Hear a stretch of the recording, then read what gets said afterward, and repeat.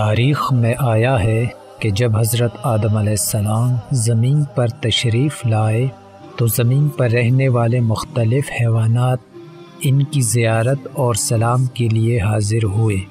آپ علیہ السلام نے آنے والے جانوروں کو ان کی حیثیت اور منزلت کے مطابق دعا فرمائی۔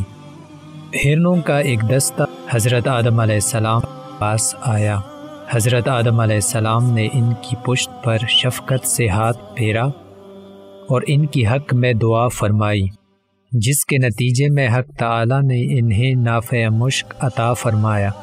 جب یہ ہرن مشک کے امین بن کے اپنے قوم میں گئے تو دوسرے ہرنوں نے کہا، آج ہمیں تم سے عجیب سی خوشبو محسوس ہو رہی ہے، اور آج سے قبل یہ خوشبو تم میں نہیں پائی جاتی تھی، یہ خوشبو کہاں سے لائے ہو؟ ہرنوں نے کہا، ہم خدا کے برگزیدہ حضرت آدم علیہ السلام کی زیارت کے لیے گئے تھے۔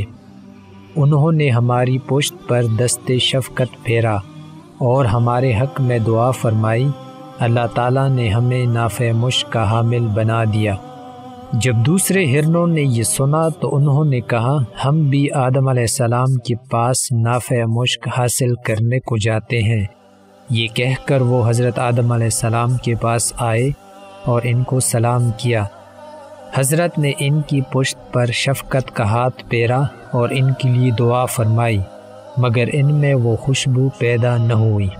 انہوں نے واپس آ کر ہرنوں کی پہلی ٹولی سے کہا، ہم نے بھی آدم علیہ السلام کی زیارت کی، انہوں نے ہمارے پشت پر دست شفقت پھیرا اور دعا بھی کی، مگر ہمارے اندر وہ خوشبو پیدا نہیں ہوئی جو تمہارے اندر ہے۔